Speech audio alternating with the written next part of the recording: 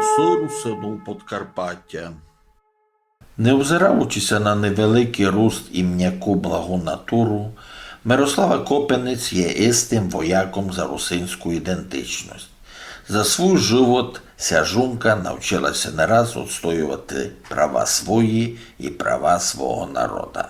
Мирослава – карпато-русинська етноспівачка, котра подає автентичні наші пісні, а також обробки народних пісень у жанрі етноелектроніки. Вона добре розуміє, що без модернізації і появи нових музикальних форм русинська співанка має мало шансу на популярність межі молодежу.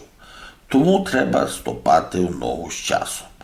Мирослава – екс-солістка заслуженого академічного Закарпатського народного хора з 2012 по 2024 рік. Лауреатка музичного конкурсу «Червона рута» 2014 року і учасниця талант-шоу «Голос країни» 2012 року. Ця співачка много разів представляла Подкарпаття на всіляких музикальних конкурсах за гітаром.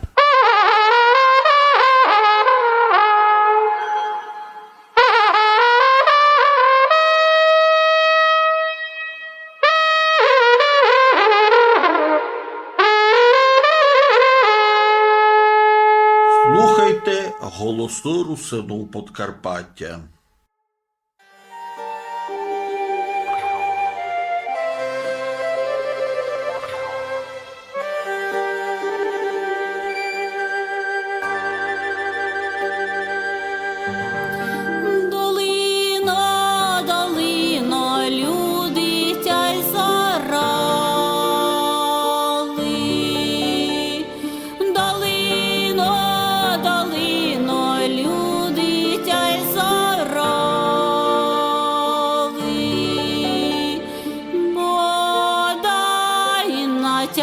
Іванку, мої слезки впали.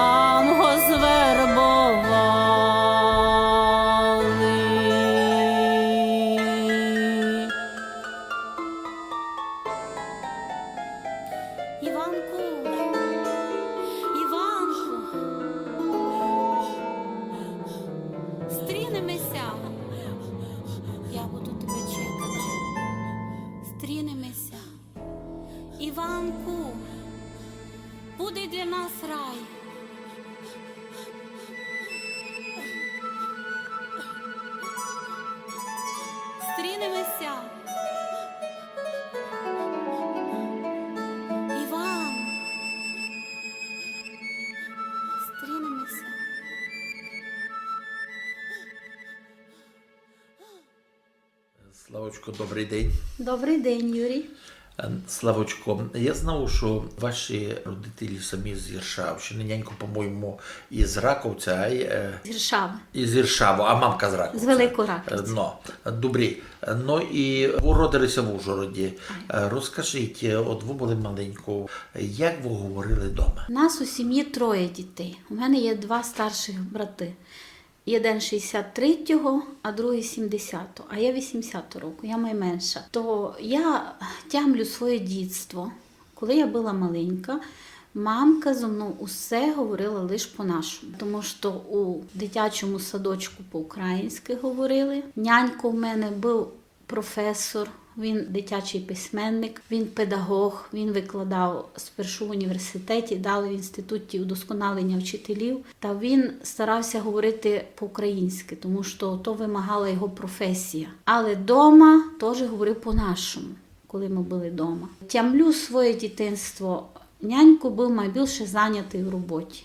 Коли він був вдома, ото все він друкував на машинці. У нього більше 500 наукових праць по педагогіці. І вірші, дуже файні вірші писав, такі образні вірші для дітей. Оби діти любили природу, і оби через ту природу і любили і самое життя. А мамка моя ціле життя була вчителькою. У неї 2 вищі освіти, вона музикант і вона філолог. І вона робила в основному у дитячих садочках і в школах. Деколи робила і на 2 роботах одночасно. Був такий період, що і в 3-й школі робила, котра на той період була на руській мові, а вона там викладала дітям українську мову. І дуже її діти любили, дуже цінили, дуже се тягнули до духовності, тому що мамка моя казала так: на дітей не треба гойкати, дітей треба заінтересувати. Коли дитині цікаво, то вона слухає, і на неї не треба гойкати. А і тут ось відкриває усі чакри, і вона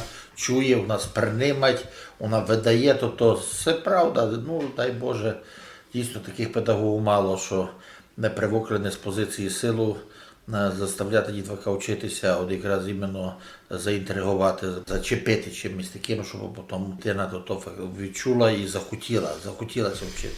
Чому почали вчитися на філологічний факультет, а не на музучилище або якийсь такий відповідний заклад учбовий? У мене все так у життєві склало, що із юних років я почала інтересувати духовністю. І ще був комунізм, а я вдома знайшла книжки. Така книжечка була «Зорниця». 1930 рік. Ото читанка для наших русинських дітей, котру видали в Празі. І там у самому кінцеві були 2 молитви. Отче наш і Богородице, по-русинськи. І я не знала чому. Мені було 10 років, я в ті молитви визубрила, а ще й 3-ю віру. Я оті молитви вивчила, і я ся молила Богові так, як їм знала. Своїми словами, так і дитина ся молить. Найбільше молилася за те, за що я переживала. І дуже просила мамці своїй довгі роки життя. Ну, на жаль, мамка не дуже довго прожила, до 70. Я думала, що могла би і більше прожити, якби, може, не таке було тяжке життя, як коли при комунізмі треба було і всякої натерпітися, і всякої пережити. Вам кілька років було, коли мамка умерла? Мені було 30. Ну, я себе чувствувала чисту дитину. Ну, то все. Хоча в мене в самої вже був хлопчик 5-річний на той період. Но мені дуже і до нинішнього дня мені материнську любов, її присутність мені би дуже треба в житті. Я б ся дуже радувала. Ото настільки була духовно багата дитина. І може за то я поступила на філологію. Бо в мене мамка філолог, а я дуже любила читати. Я, крім того, що ті молитви вивчила в 10 років, дома у нас було фурт много книжок. І Ольга Кобилянська «Земля», і Шевченко. Кобзар я почала читати теж в дуже молодому віці, в юному. Іван Франко «Каменярі». Ото все треба було прочитати. Поема «Мойсей». Там він пише, Бога називає по імені. Я то все перечитала, мені так було все інтересно. І за то я поступила на філологію, бо я хотіла розвивати. Позирайте, у вас є, мамо, співанка, перевод Ніно Матвієнко. Чий то перевод? Розкажіть, мало, за цю співанку. Ну, Ніну Матвієнко я з самого раннього дитинства дуже любила, бо моя мамка Терезія все розказувала мені про яких знаменитих співачок. Я знала закарпатських співачок, усіх поіменно. Віра Баганич, Олена Поляк, далі Гізела Ціпула. І знала і українських співачок. Ніна Матвієнко, то таке, як сонце для нас усіх, для цілої України. Тому що такий голос, у неї не лише голос був, бо кажуть, що голос – то вібрація. Ну, у неї така добра, позитивна вібрація була, що вона просто лікує, коли її слухаєш. І в неї є така пісня дуже відома «Мамо, вечір догора». Це авторська пісня. Можете наспівати тепер? Можу. Звісно, що можу. Переклад мені зробив дуже хороший наш доктор, кардіолог, якого звати Валерій Гаврилишин. Він із Сваляви. Знамо. Він постійно слухає мої твори. І я його попросила, ви можете, бо читав такі в нього файні наші вірші, русинські, що то рідко, коли такий відомий поет сяк файно напише. А той доктор, і він так файно пише. І за нього мало хто знає. Мало кого знає, але він такий творчий, він і фотографує дуже такі художні фотографії. Я його попросила цей переклад зробити, і воно все вийшло так, я вам наспівала. Мамко, вечір і краса, чекать вже на тя роса. Ай, бо ти гів та звізда, дале в небеса. Ти все тале, як за кліпками сльоза. Ну і так далі. Там про то іде, там, де ти колись ішла. Тиха путь вже зацвіла. Тобто слова любові до своєї мамки, яка далеко знаходиться, до якої ти не можеш так просто заговорити, хоча дуже бися хотіло. І це співанка про усіх наших русинських дорогих мам. Тому що святішої за мами нічого не є в житті. І ще батько, то є твій зв'язок з Господом. Позирайте, я включав цю співанку многим людям і звідав, що вони засадують. Вони казали, що перевод і вашої виконання вони не уступають оригіналу. Що десь уночі майближе, бо це нашої до душі, но це вам респект великий. І фактично дійсно Подкарпаття за це прийняло цю співанку. При тому, що не кожен його і чув, розумієте, таке, бо воно пішло маленька популяризація, я думаю, що до свій час. Ця співанка удачі має будучної, тобто удачі чекать свого. Ви вчилися на філологічному. Що можете розказати за цей період? Дуже було добре. То для мене щасливий період. Я закінчила то все відмінно, вчилася на безплатному, дуже місце там любило, але пізніше вже пройшов час, я мусила отримати і музичну освіту, спершу диригентську, бо я пішла робити у Закарпатський народний хор артистку. Мене взяла керівник Наталія Петій-Потапчук у 12-му році. І я мусила музичну освіту отримати, щоб мала право робити. Але я на тому не остановила і ще потім і третій раз повчилася вже в Мукачеві на магістра по вокалу. Тобто тепер я маю 3 освіти, можу вже діточок учити у школі вокалу. І можу як артистка, вокалістка, вже я і до того могла виступати, але тепер маю диплом. Ото, чесно кажучи, для мого, як сказати, для моєї самооцінки було треба, тому що співав я з раннього дитинства і добре знав ноти. Я ходила в музичну школу, батьки в мене вкладали все, що могли. Крім того, я ще фехтуванням займалася. Може, ви того не знали. Тобто я ще й спортсменка. Бо справа в тому, що музика і слово, пісня для мене усе мало дуже велике значення. Я навіть зробила це як свою місію, що моя місія є донести до людей, відродити тот давній фольклор, котрийся забиває, або він настільки важливий, не просто так наші предки то все зафіксували і нам передали. Значить, раз воно все зберегло, значить для чогось то треба. Як один поет казав, якщо запалюють вночі звізди, значить то комусь треба. Йосип Бродський кіт не помилявся. Я навіть не знав, у Екзюпері там в нього з зірками зв'язано. Ну, знаємо з часом.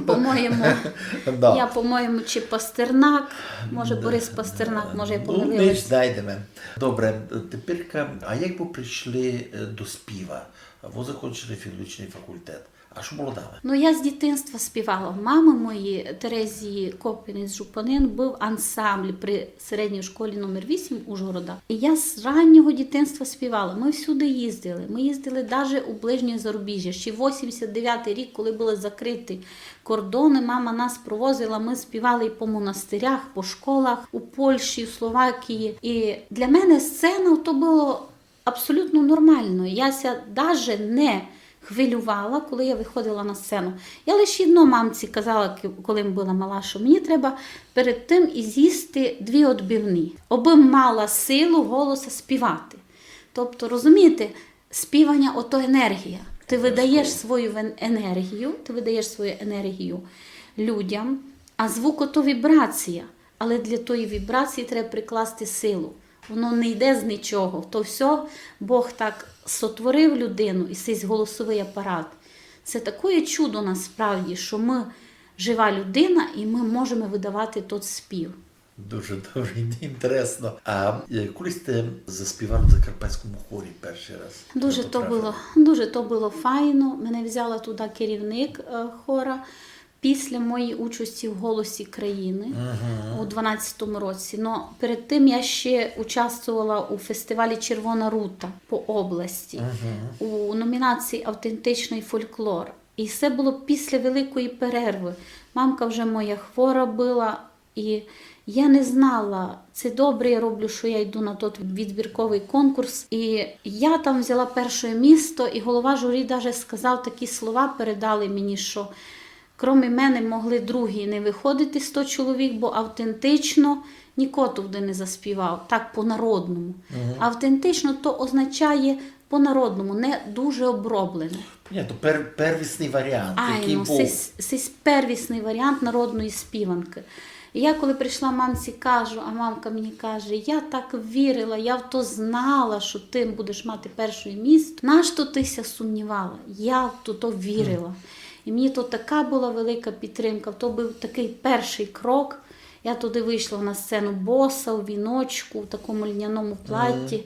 То плаття я собі пошила своїми силами, своїми коштами. І весь зал був тоді дуже, я не порозуміла, вони так затихли, коли я співала. Мене голова журі просить, можете ще одну таку муштусь? Можете ще одну? І 3 пісні я співала. А передо мною дівчинку перервали, посеред співанки їй сказали, що дякуємо. Я так боялася, думаю, і мене зараз так перервуть. А мене наоборот просили ще. І вийшло, що після цієї перерви я так появилася. І, видно, мене керівник замітила на сьому на «Голосі країни», і в журі вона була на «Червоній руті» по області. І так вона мене зустріла, я туди в театрі працювала, вона каже, я їй кажу, чи є у вас для мене робоче місце? Вона каже, ми подумаємо, приходь, бо я тебе чула, я тебе знаю. І так я попала в Закарпатський народний хор. Інтересно, дуже інтересно.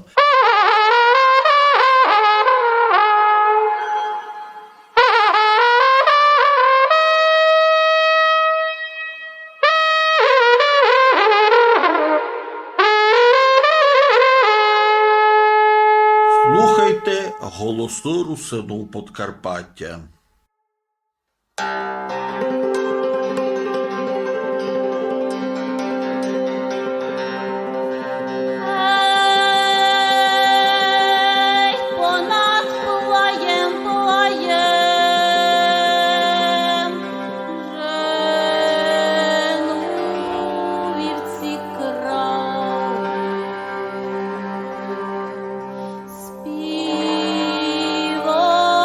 Своїм звучним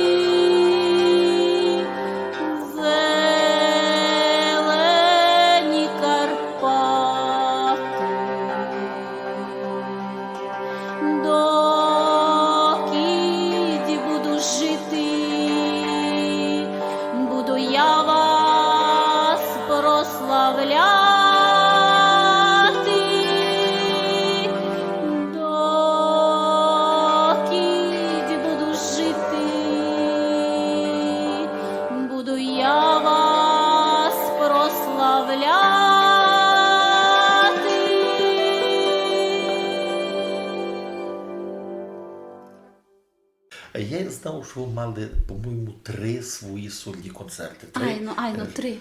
І це перше я зробила в 2016 році, я його назвала «Мамині співанки». Я дуже до нього готувала, сама писала ту режисуру, запросила зо Львова етномузиколога, котрий мені акомпонував і на дримбі, і на трембі. Запросила гурт «Цимборики» з Хуста, надзвичайно чудовий наш автентичний гурт.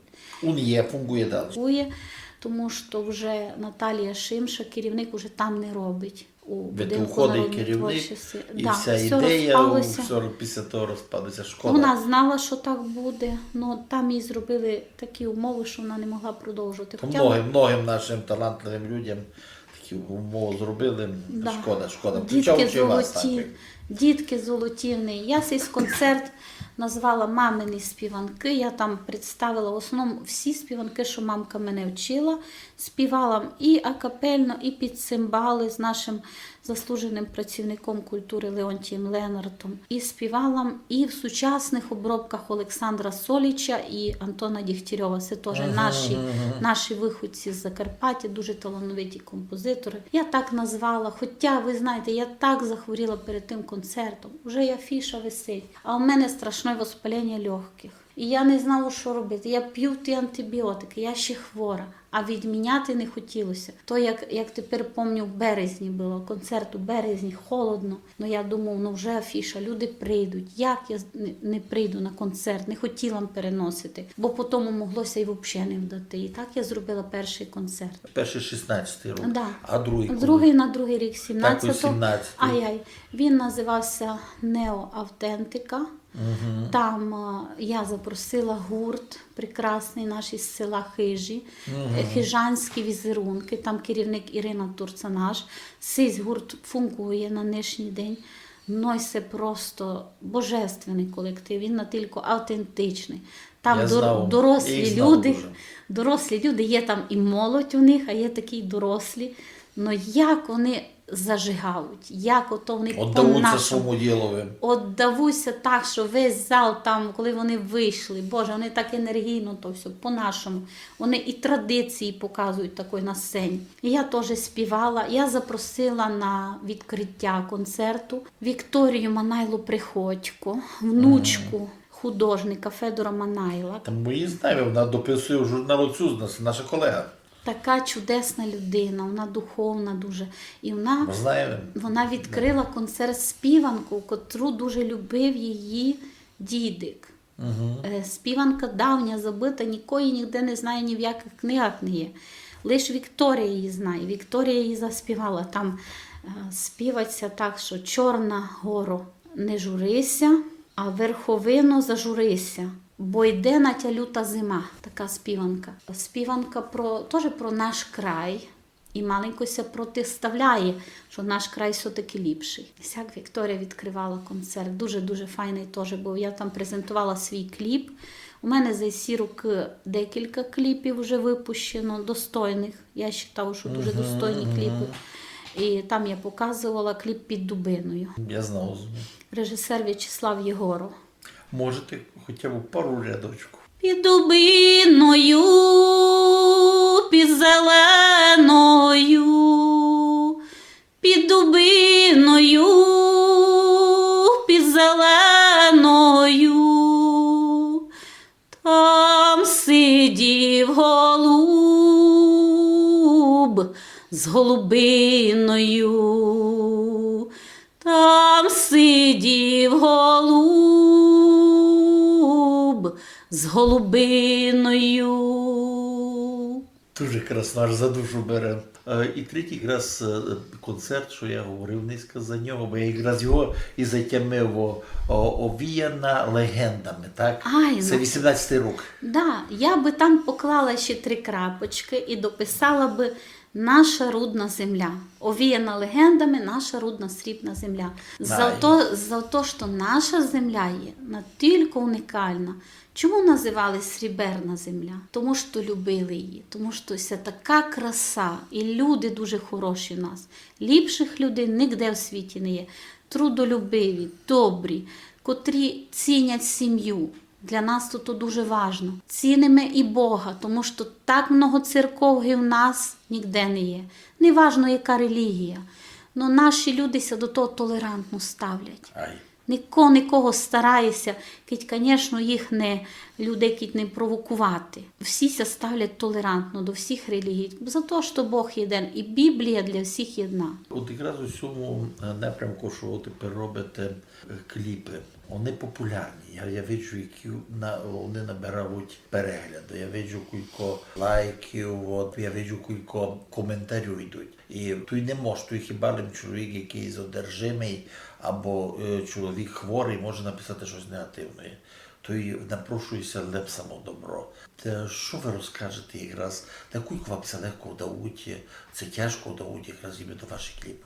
Мені кліпися досить тяжко давуть за те, що я не мав таких дуже спонсорів, кого би то проплатив так нормально.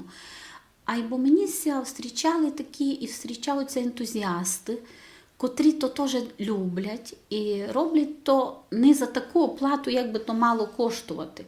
Наприклад, дуже красний мені кліп зробив містичний наш закарпатський режисер і митець Дмитро Фесенко. Він надзвичайно многогранна людина. Ну, він такий кліп зробив, як казка просто. Там показано все. Там і наші гори, і боротьба добра і зла у виді таких лісових істот показана. Там показано, як людина глядає свою судьбу, своє життя, своє предназначення. А пісня наша русинська «Не спала я сеї ночі». Теж я від мамки її навчила. Пісня, співанка дуже красна. І то як сон, як реальність, де переплітається і то, і то. Так, як в нашому життєві. У нас дуже много чого переплітається. Бо ще не один фізик не доказав, як фунгує цей світ. Ото загадка для І многих. містично, і часто Вони хочуть то фантастично пояснити. є. Ай, Пояснити не може. Воно є, десь якусь мірі ми зустрічаємо і не можемо то пояснити. Можете хоча б куплети якісь свої співанки? можу.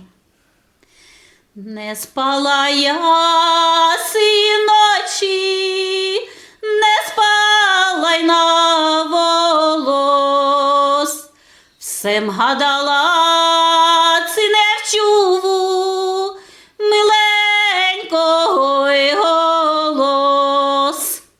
Дуже красно. Розумієте, навіть спів ваш, він звучить як дримба, щось як заворожуюче, щось таке, знаєте, гіпнотизує навіть.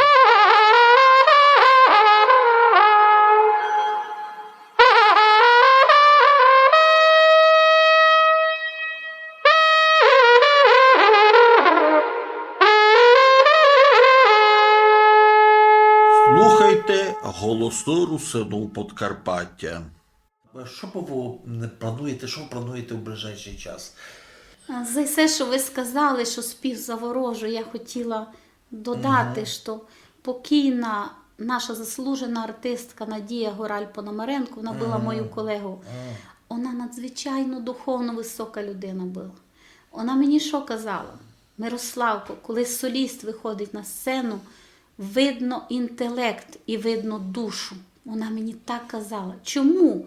За одними співаками зал просто мурашки їх пробирають. Вони дістають піднесення.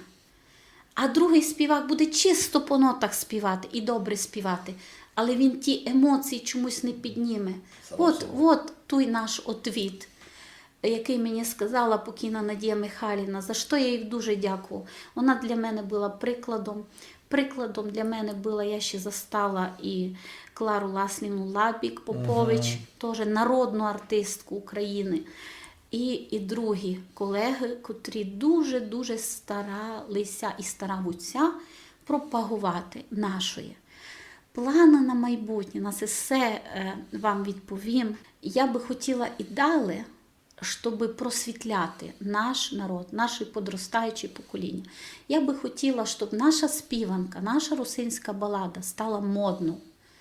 Хочу ще замітити, що одну співанку я записала дуже сумну, печальну, про останнього пришка ну як, там про нього не сказано буквально, про кого то йдеться. Але там йде мова про таку трагічну долю жінки, яка вийшла заміж за розбійника. І ціла пісня вчить тому, що 100 раз подумай, за кого ти виходиш заміж. Бо тому дитина в тебе буде, і як буде жити та дитина. Співанка ся називать «Ой за горою, ой за ділом». Дуже мене просив її записати священник наш, Венедикт Хромий, із Тячівщини, бо то співанка з його дитинства, йому бабка співала, і вона є в збірниках. Ну, ви знаєте, я ніколи не думала, що на цю співанку буде 45 тисяч переглядів у Ютубі. І це поки що мій рекорд. Бо люди, слухаючи, це задумуються над дуже глибокими питаннями генетики і нашого життя. Там много і коментарів. Хоча більшість моїх співанок позитивні, тому що у нас наші русинські співанки фактично всі, фактично 99% ліричних співанок світла печаль. Навіть якщо та печаль, то не така печаль, що ти в депресію падаєш. Ти ту печаль відчуваєш якось стороною. Але червону нитку і головним смислом іде любов. Ото або любов до своєї сім'ї, або любов жінки до мужчини, або любов дітей до своїх батьків, або любов до рудної, красної нашої земли. І то та печаль, вона лише так боком, стороною проходить. Наш народ не любився дуже тут заглиблювати. Много співанок емігрантських, коли людина далеко, тому що наші з вами предки заробляли ще в ті часи. Це фактично русинський народ, це народ заробітчан основно. Айно, бо наша земля не є дуже плодородна, але в нас сріберна, вона багата на мінеральну водичку, на золото і, головне, на цих дуже хороших наших людей. Саме головне багатство, то наші люди. Яка наша бабка, кожен собі спомнить свою бабку, яка вона любляча, як вона чекає на то свято, аж до неї прийде внучок або внучка, як вона ся готовить, як вона послідньою дасть в дитині і повісів добро, як вона погладить по головці. Не звикли, не був сохтаж у нас ганити тих дітей і зациткувати. Правда. Наші діти були смілі, наші діти веселі. І тепер так є.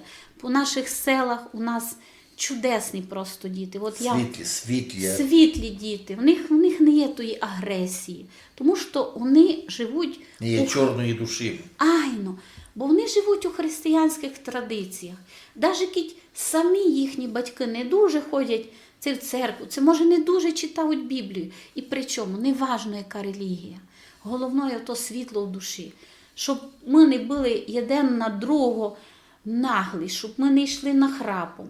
Наші люди і місто тобі уступлять, і вперед пропустять, і поблагословлять тебе, побажають тобі доброго. Завто на майбутнє своє я планую, я би хотіла і далі, просто щоб продовжувати нести це світло наших давніх співанок нашим людям. Простим нашим людям. Чому я кажу прості? Бо я проста. Ні, ми всі сложні, ми дуже сложні. У кожного є свій характер, у кожного свої думки. Но в душі, коли ти остаєшся дитиною, як казав Ісус Христос, що приходящі до мене мають приходити дитина. Бо дитина чиста, в неї ще не є того напускного, що їй суспільство нав'язало. Зато я кажу прості в тому плані, що дитяча душа. І як Ісус сказав, що таких є Царство Небесне. Тому що і Він такий був, коли жив тут на землі. Він до всіх був відкритий, і ко його любив, для тих людей він відкривав такі таїнства, такі істини, котрі і тепер можуть урятувати цей світ. Цей світ би міг жити дуже щасливо. Якби ми то захотіли. Це саме головне, що люди все зависить. Ну, що б ви могли пожитати якраз в цьому новому році у роздвоєнні свята нашому народові, нашим карпато-русинам? Я би хотіла побажати нашим карпато-русинам і далі продовжувати берегти в своїх серцях любов. І далі продовжувати держатися, тому що навіть в такий тяжкий час треба знаходити нам усім, кожному привід для радості. Порадуватися кожному. І тому сніжкові, і тій тваринці, тому песикові, своїм дітям головне, щоб ми на них не зривалися, на тих дітях, тому що діти переживають дуже тяжкий період. Для їхньої психіки це все, що відбувається тепер, має тяжко і для дорослого, бо дорослий вже маленько щось відів. Він вже ай пройшов і вже... А дитина не розуміє, так. як ото така несправедливість, як так є. Побажати, берегти в собі любов, чистувати один другого, підтримувати один другого, любитися. І з надією, з радістю, і з тими позитивними, навіть як би не було тяжко, помагаючи друг другу отримувати радість і мати смисл життя цього, бо це все життя лише частинка великого життя. Ми то не усвідомлюємо, коли ми туй, але чуть-чуть трошечки маленькося треба піднести над тим всім і порозуміти, що не просто так Господь нам і все життя подарував, бо це великий подарок. І не просто так, усе так складно. Тільки воно так складно, значить, воно має той зміст. І раз Христос сказав, що ми маємо бути людяними, значить, треба до того стремити. І бажав нашим русинам просто держатися, видержати цей тяжкий час, подержати один другого. Устояти і подержати один другого. Айно. І Божої благодаті. У кожній в сім'ї буде Божа благодать, любов, розуміння. Усе знайти той путик до серця один другого, а не закриватися. Бо лиш тот нечистий хоче, бися люди сважали, бися люди, як вам казати, би бідували. А Господь хоче, би було добре. Та у кожній родині, у кожній русинській в сім'ї буде благодать, добро. І всі ми йдемо, навіть через ці співанки, через ці свята, ми стаємо ближче один до другого. У кожній в сім'ї буде благодать Божа. Може, повінчуєте дещо якраз нам напослідок. Вінчую вам, пане Газдо, усі святки попровадити в мирі, здоровлі і ліпшихся дочекати. А вам, пане Газдо, і вшитки у вашій родині кріпкого здоров'я. Колядку, хоча б один маленький куплетик, пару шариків. Якось популярнувати. Яку ви самі оберете? Що вам це має любить, що вам має до душі? Боже, такі файні наші колядки, а ті майстарі, знаєте, ті майстарі, ото ще май учать добру. Наприклад, така. Ой, ходить місяць по небу, ой, дай Боже. Ой, ходить, зороньку зустрічать, ой, дай Боже. Ой, зоре, де Господь жиє, ой, дай Боже. Ой, Господь жиє коло престола, ой, дай Боже. На стуся склонив, сльозоньку вронив, ой, дай Боже.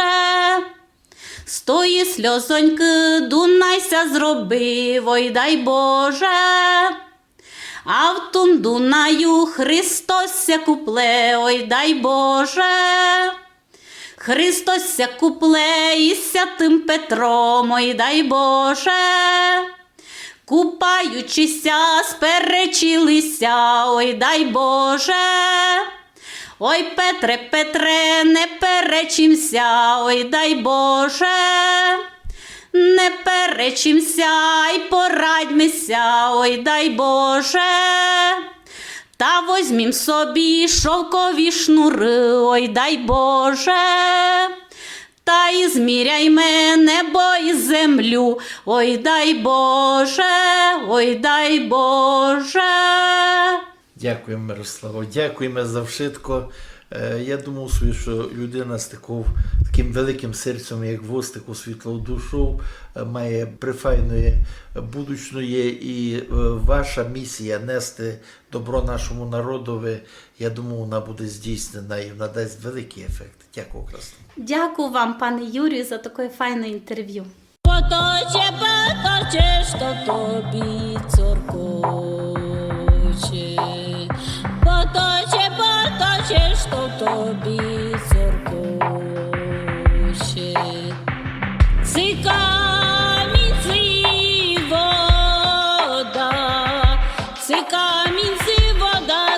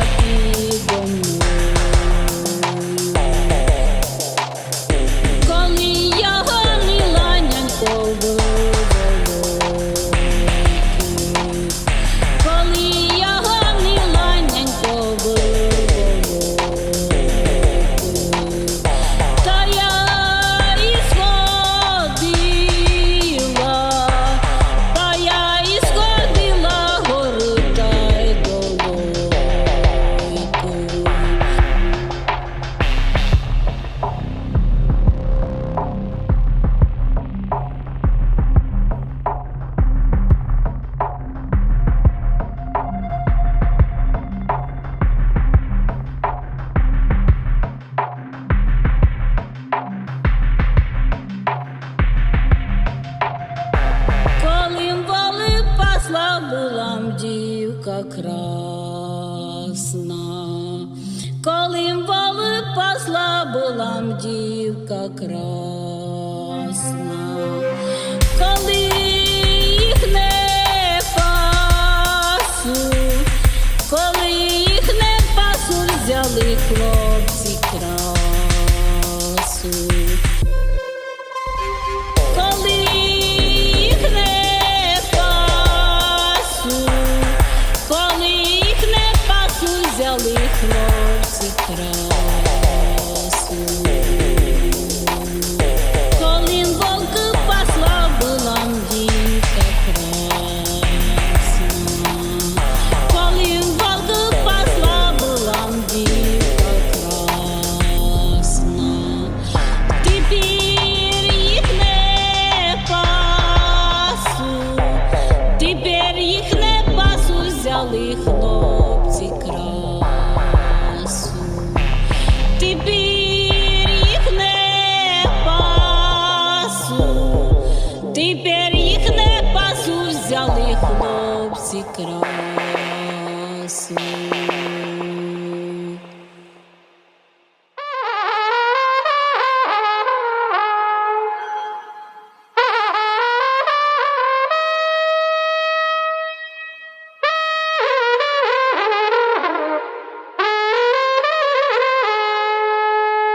Голоси русину Подкарпаття.